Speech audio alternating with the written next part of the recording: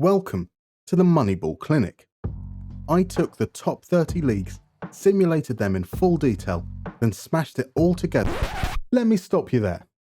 Sure, that's the premise of the series, but today and in the next episode, we're going to be doing something a little different. You see, Chelsea are to Moneyball what Joey Barton is to common decency. Completely incompatible. Where Moneyball would focus on finding players undervalued by the market, Chelsea focused on completely resetting that market by spunking every last penny on whoever was Todd Boehly's current muse. Transfer fees have been amortised across the best part of the next decade, whilst lucrative wages have been handed out like candy. Success is no longer a goal, it's a necessity. A necessity that they're falling short of in real life, and Football Manager hasn't been much kinder either.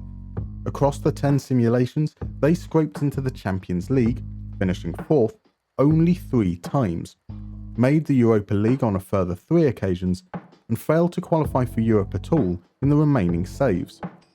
That gives them an aggregated position of 7th, not far from their media prediction of 6th, but also not good enough given the amount of money they spent. So the plan is simple. We're going to split this into 2 seasons. The first season, we are asset stripping. The second season, we'll use in-game data to find the pieces we need to turn us into a powerhouse. Chelsea are an American-owned club, and this is an American-style rebuild. To explain what I mean by an American-style rebuild, I need to talk about Paul D. Podesta. For those who have read the book Moneyball, you'll be familiar with his name. For those who've seen the film, less so, as he was reimagined as Peter Brand, played by Jonah Hill. And for those who have seen neither, he will mean nothing at all.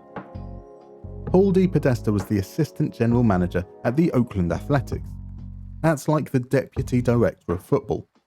He then went on to become the general manager at the LA Dodgers before taking up the role of chief strategy officer at NFL team Cleveland Browns, a position he has held for the last 7 years. Under his stewardship, the Cleveland Browns ripped everything up, releasing their high-paid veterans and trading down in the draft to secure more picks in future years. On the field, they won 1 game in 2 years. By year 4, they'd accumulated enough talent through the draft and aggressive trading to get the team to the playoffs. This was the first time in 18 years they'd reached the playoffs, and the first time in nearly 30 years they'd won a playoff game. That was as far as they would go, losing to eventual Super Bowl champions Kansas City Chiefs.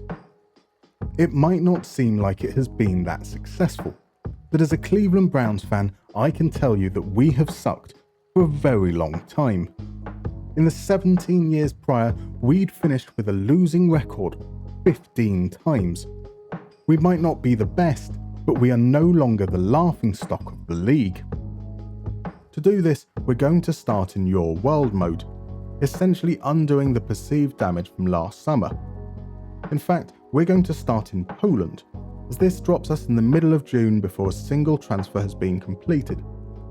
That means no Nicholas Jackson, Charles Nkunku or Axel Disasi. It also means we still have Mason Mount, Kai Havertz, N'Golo Kante and so on. The squad is large. The squad is bloated. The squad is mahoosive. So how are we going to go about identifying who to keep and who to move on? This is actually very simple. Players signed in the previous 12 months are safe. Players who are homegrown at Chelsea are safe.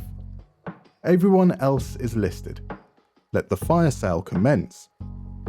Of course, this is a plan that is reliant on there being buyers. Saudi Arabia is sure to be pivotal here, but we'll have to see how the market shakes out before assessing what we'll do in terms of our tactical approach and bringing in players ourselves. So let's skip ahead to the start of pre-season to see the lie of the land. 3rd of July. This is the date the game would start if we started in England. As expected, Saudi Arabia has been a blessing, parting with a combined £122 million for Ziyech, Kepa, Chilwell and Loftus-Cheek. Aubameyang and Thiago Silva have returned to France, whilst it is Tottenham, not Man City, who have taken Kovacic off our hands. Contract negotiations are underway for Azpilicueta, Kante, Bakayoko, Havertz and Lukaku. And there is interest in Ampadu, Rahman and Hudson-Odoi. Whilst those transfers are yet to complete, we have a good idea of what the remaining squad is going to look like. Edouard Mendy is our keeper. As the Saudi League is not in the top 30 globally, we do not have any performance data for him, but his amenable wages means he stayed and Kepa was sold. A similar situation for Koulibaly. A big signing last summer, no performance data to judge on, and favourable wages. At the very least, he is a stopgap until Fofana returns from injury next season. Badiashile is the only centre-back we have performance data for. He proved capable in the simulations, winning 77% of his tackles and 75% of his aerial duels. He is safe on the ball, but not particularly progressive.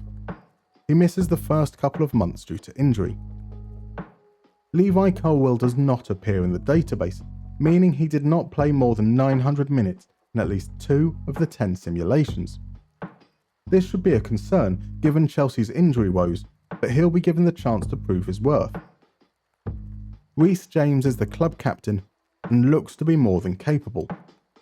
His 81% tackle success rate is encouraging, as is his 6.6 progressive passes per 90. A candidate for some kind of inverted role from the right, possibly. Malo Gusto I feel less enthusiastic about. He actually wins a higher percentage of tackles, but his possession numbers are a little scary. It wouldn't be so bad if he was proving to be particularly creative, but he isn't. Only laying on 0.07 expected assists per 90. Cucurella's performance is more what I would expect from an attacking fullback. You are likely to lose possession if you're crossing a lot, but 0.12 expected assists is much more palatable, and he also wins back possession 33% more often than Gusto.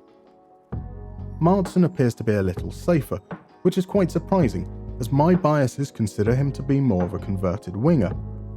To be fair, the same could be said of Cucurella. Nonetheless, Martson is likely to be the backup. There are 2 types of defensive midfielders. Those who harass and force the opposition into mistakes, which often shows up under pressures attempted, and those who are positionally disciplined, making interceptions and sweeping up loose balls, which often shows up under possession won. Trevor Chalobah appears to be more of the latter, but this is in part because he split his time between centre-back and defensive midfielder. The £100 million man, Enzo Fernandez. I put up a poll last week to choose which player we build around, and Enzo won quite comfortably. As many of you pointed out, a player with his level of creativity can make the rest of the team around him better, and his 0.31 expected assists per 90 is incredible. There is a lot to his game. In the 95th percentile for possession won, 70th percentile for carries, and 55th percentile for pressures attempted, he contributes in all phases.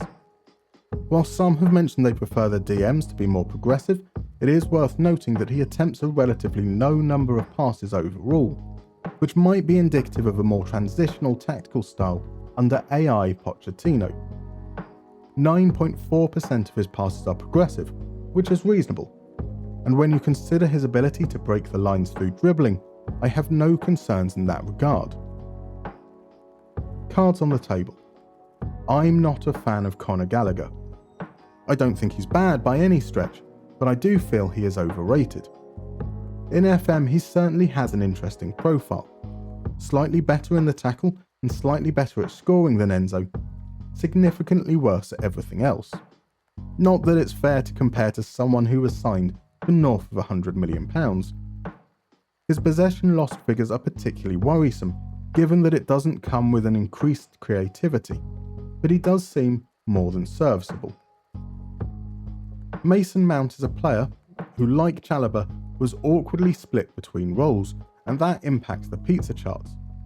Seemingly used as either a box-to-box midfielder or advanced playmaker, he didn't really impact much in the final third, but was decent at retaining possession. Early signs are that he might be on the fringes. Raheem Sterling is the joint highest paid winger in the top 30 leagues. I'll be discussing value in a lot more detail in the next video, but it's fair to say that his attacking output is both impressive and underwhelming. 80th percentile for dribbles, 95th for shots. He brings a lot of what I call excitement factor to the table, actions that get fans on the edge of their seat. I would, however, expect a little bit more in terms of expected assists. Christian Pulisic is on a fifth of Sterling's wages, and the drop-off in output is minimal. Slightly better in terms of goals and expected assists per 90, slightly worse in terms of ball retention. Talking about ball retention, Mykhailo Mudryk is worse than both of them. Using a very crude approximation based on passes completed, possession lost and shots, he does see the ball a little bit less than the other two, yet completes more dribbles and is equal to Pulisic in expected assists. He was one of the other candidates for us to build around, but lost out to Enzo. Noni Madueke has the possession metrics of Mudryk, but without the output. Like Mount, he might find himself on the fringes of the team. Up front we have Broja, a volume shooter in the 90th percentile who outperforms his XG and is also adept at carrying the ball. Doesn't offer much else though. And then Datro Fofana, whose output is similar. Slightly more creative, albeit only in the 40th percentile for expected assists, but fewer contributions to the defensive side of the game. This will be an area of need. With that all considered, here is the tactical plan. A transitional 4-2-4. This is a squad with a lot of pace and physicality, and not many players outside of Enzo who can control a game through possession. In the attacking phase, we'll look to have width from a winger on the right and the fullback on the left. The inverted winger and the secondo volante will help occupy those areas just outside the box, whilst the two strikers are willing channel runners. We're looking for fast transitions with players flooding forward. In possession instructions will be to play narrow, short and quick, starting from defence but moving through the lines quickly. The inverted wing-back and the support defensive midfielder should give us a kind of staircase for progressing the ball. Not the Fernando Diniz style with diagonal lines, but one of those twisty staircases in a column. Enzo will be the secondo volante, essentially involved all over the pitch, giving him the chance to pop up with a healthy number of goals and assists. In transition, we'll counter-press. I will say this in every single episode. It's the best time to win back the ball, and we have bodies forward. We will also counter, yet distribute to the defenders. Let's explain this a bit more. Think of the counter and hold shape instructions as a mathematical trigger. If we have two players forwards, and they have two defenders back, that might be a good situation to try and launch a counter-attack. Selecting counter means we might be more inclined to launch a counter-attack if we have two players forwards and they have three defenders back. Whereas selecting hold shape means we might only consider a counter-attack if we have two players forwards and they have one defender back. I do not know the actual thresholds in the game, but this is the basic principle. Selecting counter means we'll attempt to counter even when the situation might not be favourable. It doesn't mean we'll attempt to counter at every opportunity though.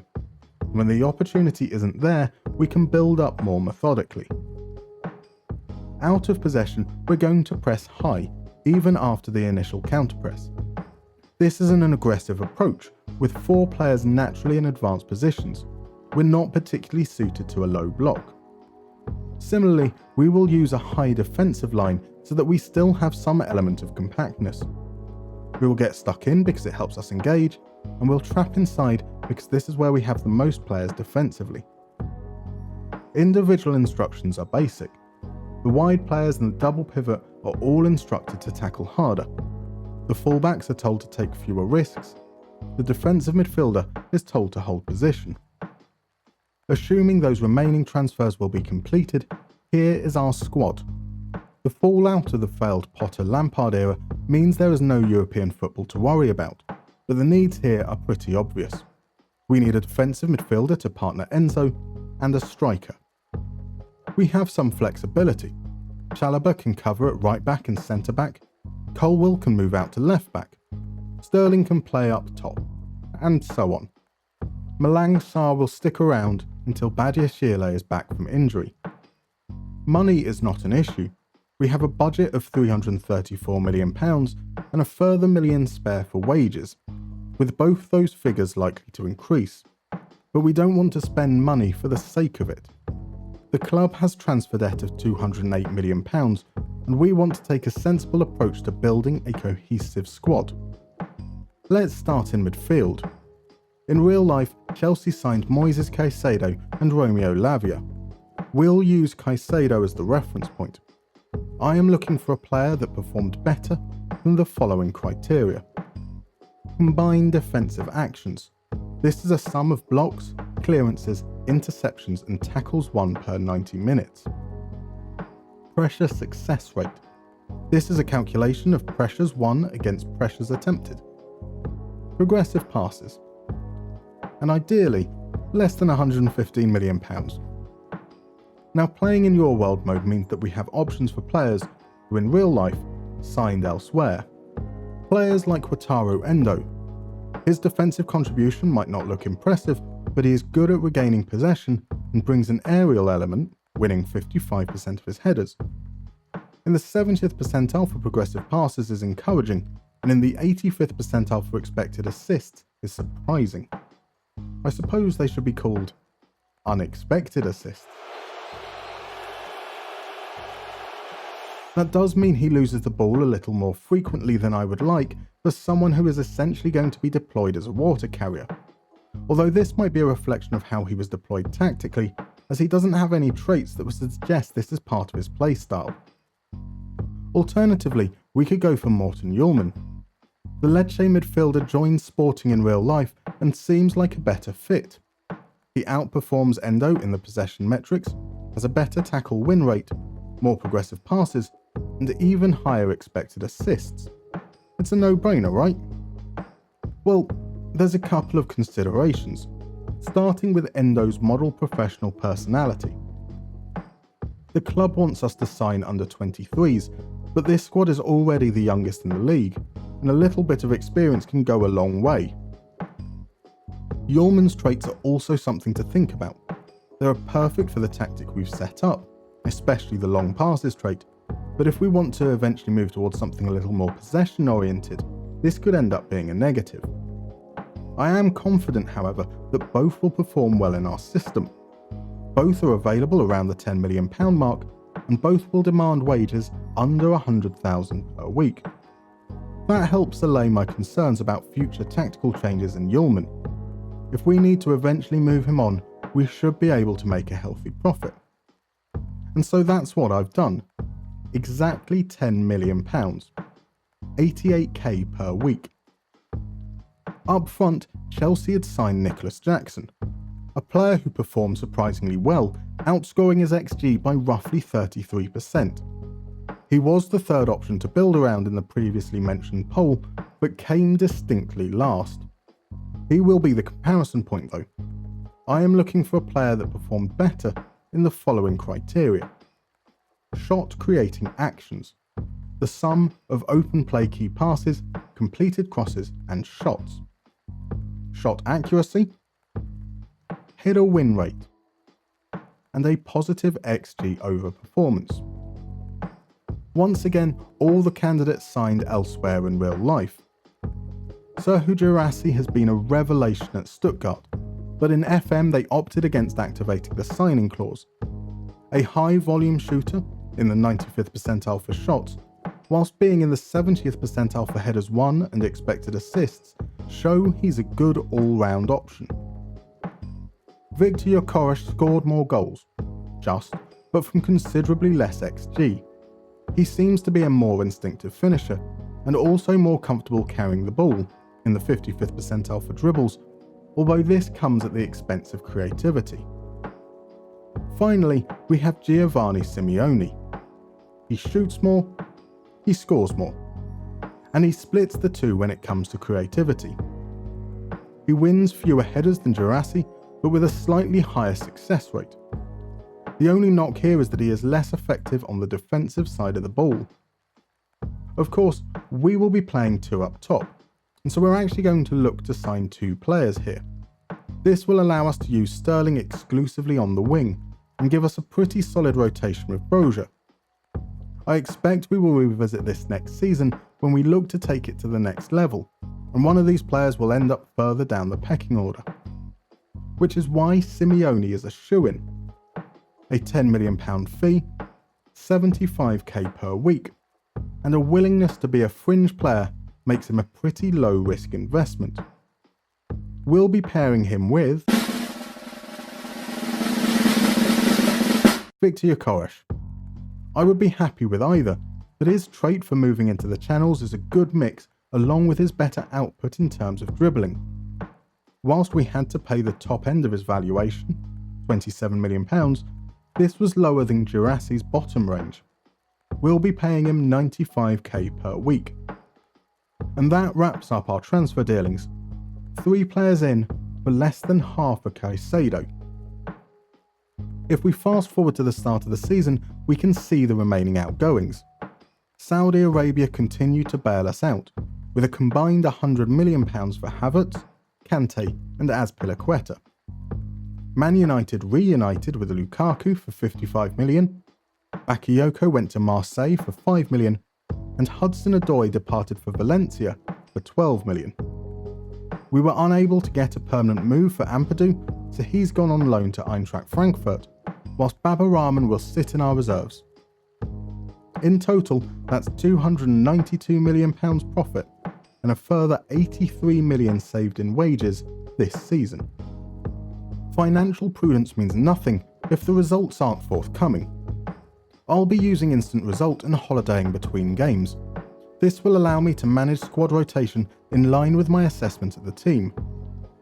I won't be going through every game individually, but the fixture list was kind, giving us an opening home game against Luton, where Simeone scored 22 seconds into his debut. The first of 4 goals, and not a bad way to start his Chelsea career.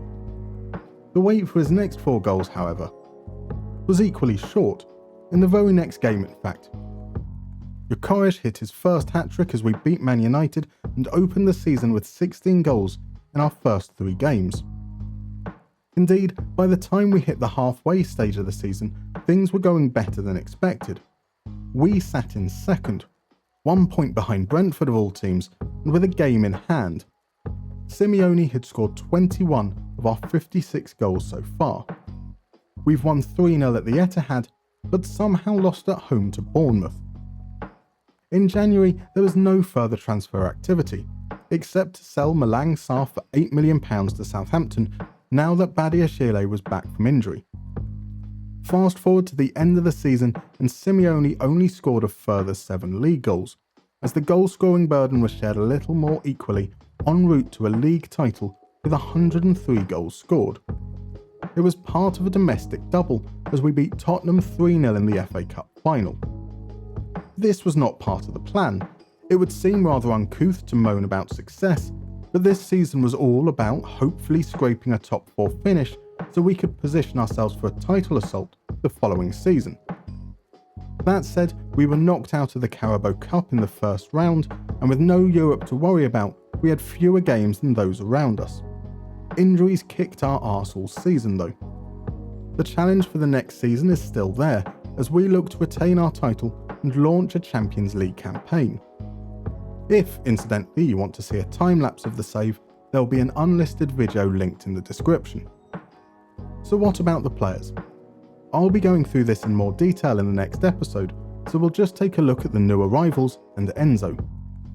Our Argentine superstar was fantastic in the final third, registering in the 85th percentile or better for expected assists, non-penalty XG, shots and goals, and finished with 19 goal contributions overall. That came at the cost of defensive contribution, but what do you expect from an attacking Segundo Volante? I would like to see him carry the ball more, and there are definitely some tweaks to come for next season. Alongside him, Yulman was a mixed bag. We had more possession than I expected, averaging 58%, so it's hard to register high in defensive metrics. He is in the 95th percentile for progressive passes, which is encouraging though. He lost the ball a little bit more frequently than I would have liked.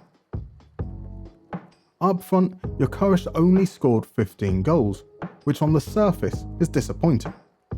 He was only in the 40th percentile for shots, however, and still outperformed his XG by 25%.